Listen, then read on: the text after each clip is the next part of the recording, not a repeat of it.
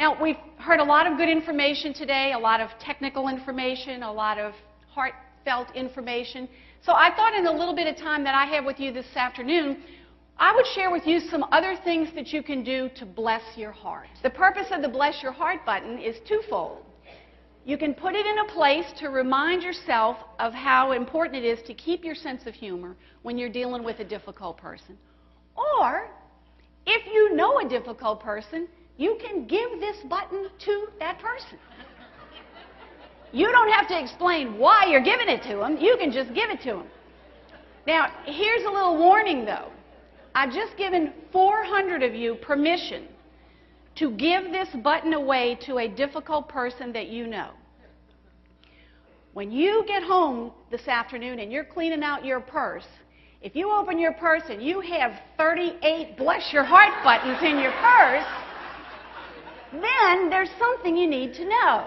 But I can tell you that the thing that we can be in charge of are the attitudes and the beliefs and behaviors that we bring to our lives, that we bring to our relationships, that we bring to our health decisions when it comes to making good choices to take care of ourselves and our hearts. I told you I have a special connection with gored. My grandmother had 2 strokes. The second stroke took her life. At the time of her second stroke, we had just had our first child. Stephen was about 4 days old. So I wasn't able to go to my grandmother's funeral. About 10 years ago, my mother had her first stroke, followed by several TIAs over the years. She's paid the price for that. She's still alive, but she's paid the price for that in many ways. And after my grandmother died of a stroke, and my mother had a stroke and several TIAs, I thought, you know what, Jean, guess what, Jean? There's a history of heart disease in your family, and you better start paying better attention. So I looked at my mother and I thought, we had taken her to the doctor after all of this happened. Her cholesterol numbers were awful. Her blood pressure was high. She never exercised. She never watched what she ate. She had a very unhealthy way of eating. And so I realized that if I didn't want those things to happen to me, I was going to have to take charge, and I was going to have to start making some good choices so that I could live a long and healthy life to enjoy my children and my grandchildren, and maybe even my great-grandchildren. So I had to learn what my cholesterol numbers were. I didn't know that. 10 or 15 years ago, I didn't know that. I had a pretty good idea what my blood pressure numbers were, but I really didn't know. I wasn't eating very well. I had to change a lot about the way that I ate. And I wasn't exercising because I was busy traveling all over the country and just, the excuses we come up with about not enough time to exercise, not enough time to do the things we need to do. So I started exercising by walking. I started out walking a mile a day in my neighborhood and gradually worked up to 2 miles and then worked up to 3 miles. And now I'm walking 4 miles a day when I'm home, when I'm not traveling. I'm walking 4 miles a day.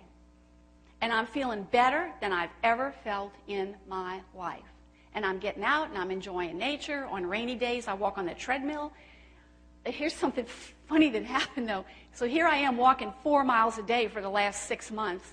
And a couple of weeks ago, Les and I were sitting together watching TV one night, and I had my legs propped up on the sofa. And I looked down at my legs and I said, oh my gosh, there's some huge bumps in my legs.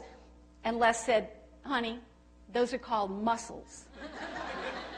Bless your heart. That's what he said to me. So my question is, what are you doing to make good choices? What are you willing to do after being here today and learning all that you've learned? You can start out small. You can do little things. You can start out small and see how things go and then progress from there. Now, I think the reason we've been happily married for 43 years is because sometimes I get a little break. We get a little break from each other. But all of a sudden, he wants to come with me all the time. And he wants to play golf, or he wants to, while I'm working, he wants to be doing fun things.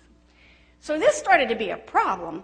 So a few years ago, I came up with something that has worked very well in our marriage. It is called the point system.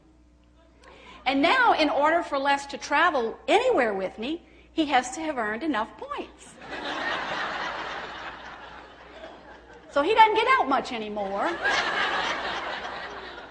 And you're not going to meet him today because he just didn't have enough points to make the trip.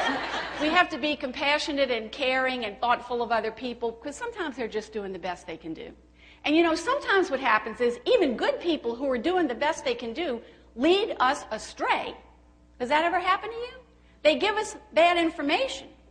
So let me tell you how I learned this. How many of y'all like to eat Girl Scout cookies? Okay, see, I think the Girl Scouts are wonderful people. I used to be a Girl Scout and a brownie and all that. But here's the problem I have with Girl Scout cookies. If you read on the side of the box under nutritional facts, it says, now these are Thin Mints, my absolute favorite. Servings per container, 9. Now see, in my box of Thin Mints, there are 2 servings, 1 and 2. So I hope you've had a good time today. I hope you've gotten some good ideas about great ways that you can bless your heart. Sometimes it takes work. Sometimes it takes effort. Sometimes it means making a huge change. Sometimes it's just a little thing that you can do to bless your heart in many different ways so you can be around for a long, long time to enjoy all the other blessings in your life. Thank you so much for having me. Thank you.